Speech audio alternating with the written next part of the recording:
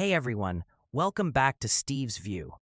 There's a fascinating political transformation happening in Washington right now, one that says a lot not just about one politician, but about how power actually works in American politics. Think back about a decade. You had two Republican presidential candidates on a debate stage, trading insults. One of them called the other a con artist. The other fired back with a nickname that stuck. It was personal, it was aggressive, and it looked like a rivalry that would last. Fast forward to today, and that same former rival is now one of the most important figures inside the administration, working closely with the very person he once attacked. So, what changed? And more importantly, what does that change tell us about the future of the Republican Party, and maybe even the next presidential election? Let's break it down. Because this isn't just a story about loyalty or ambition. It's about alignment, adaptation, and the reality that, in politics, yesterday's enemy can become tomorrow's most valuable ally. Now, on the surface, the narrative is pretty straightforward. A politician evolves, adjusts his positions, builds trust with the leader of his party, and rises through the ranks. That happens all the time in Washington, but if you look closer, this situation is more complex and more feeling. What we're really seeing is a shift from outsider to insider, from critic to executor, and possibly from supporting role to future contender. And that last part is where things get interesting. Because the question people are starting to ask is not just, what role does he play now? It's what role could he play next? Could someone who once lost a primary now become the face of the party in a future election cycle? And if so, what has to go right for that to happen? To answer that, we need to understand the role he plays today. Right now, he's often described as a key figure in shaping and executing foreign policy. That description needs some unpacking. In modern administrations, especially ones centered around a strong dominant leader, power doesn't always flow through traditional channels. Titles matter, but proximity matters more. Influence is often informal, situational, and dependent on trust. So when we say someone is central, what does that actually mean? Does it mean they're setting strategy? Or does it mean they're implementing decisions made elsewhere? In many cases, it's the latter. And that's important because being an effective executor is not the same thing as being the primary decision maker. But politically, it can still be incredibly valuable. Why? Because execution creates visibility. If you're consistently present at key moments, briefings, negotiations, crisis responses, you become associated with action. You become part of the story, and over time, that visibility can translate into credibility, especially if things go well. That's the key variable here. Outcomes, because in politics, success has a way of reshaping narratives. If foreign policy initiatives are perceived as strong, decisive, and effective, then the people associated with those policies benefit. They're seen as competent, reliable, presidential, even. But the reverse is also true. If things go wrong, if conflicts escalate, if strategies fail, if costs rise without clear results, then the same proximity to power becomes a liability. And that's the risk of being close to the center. You share in the credit, but you also share in the blame. Now, let's talk about ideology, because that's another layer of this story. Within the Republican Party right now, there isn't just one unified vision of foreign policy. There are at least two major currents.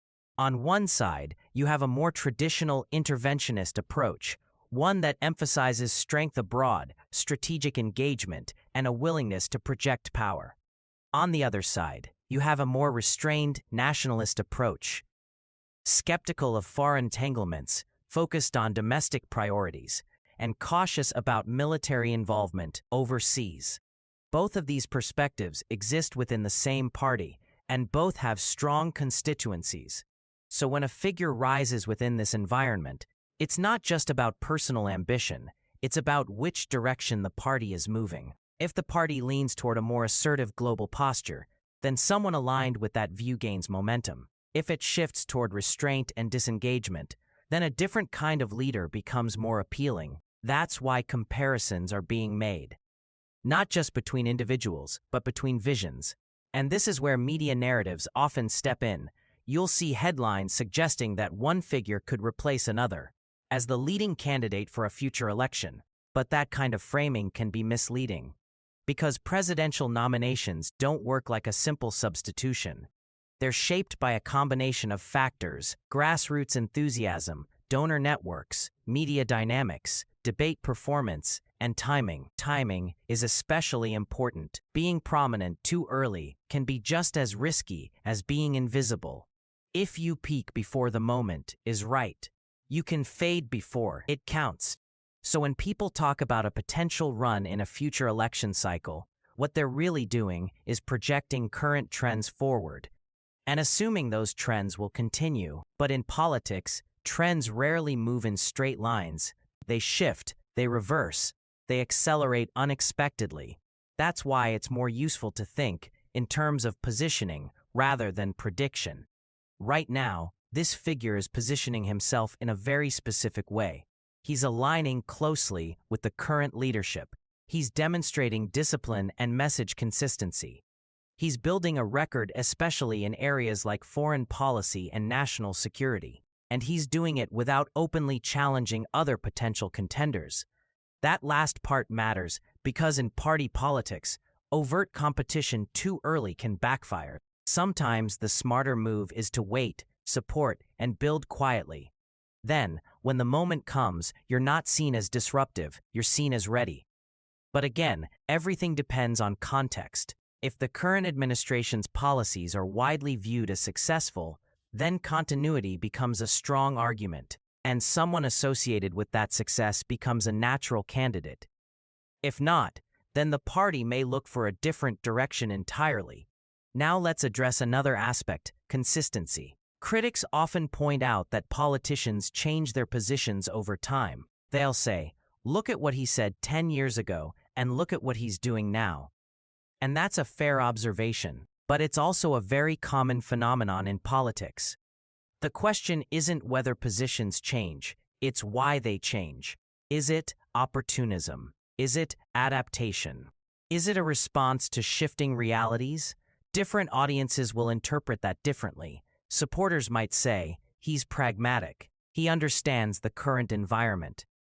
Critics might say, "He's inconsistent. He's saying whatever is necessary to advance." Both interpretations can exist at the same time. And in a polarized environment, people tend to choose the interpretation that aligns with their prior beliefs. That's why perception is so important. Because ultimately, political viability isn't determined by a single narrative. It's determined by which narrative becomes dominant. Right now, there are two competing narratives forming.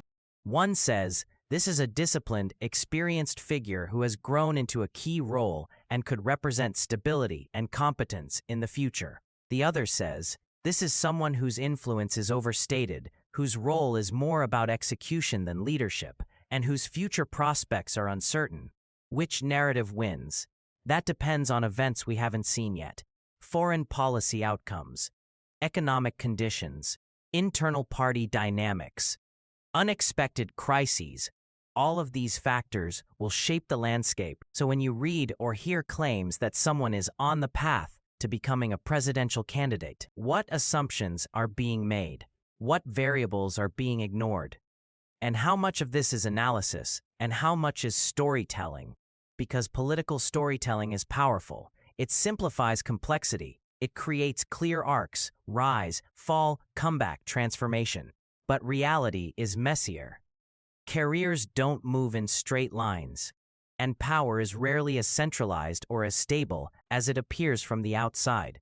So where does that leave us? It leaves us with a more grounded understanding. Yes, this is a significant political figure. Yes, his influence appears to be growing. Yes, he could play a major role in the future. But none of that is guaranteed. Not in politics. Not at this level. The real takeaway isn't about one person. It's about how political systems absorb former rivals, how power structures reward alignment, and how narratives can turn possibilities into perceived inevitabilities. And, if you're watching closely, the most important thing isn't just who's rising. It's why they're rising. and under what conditions that rise could stall.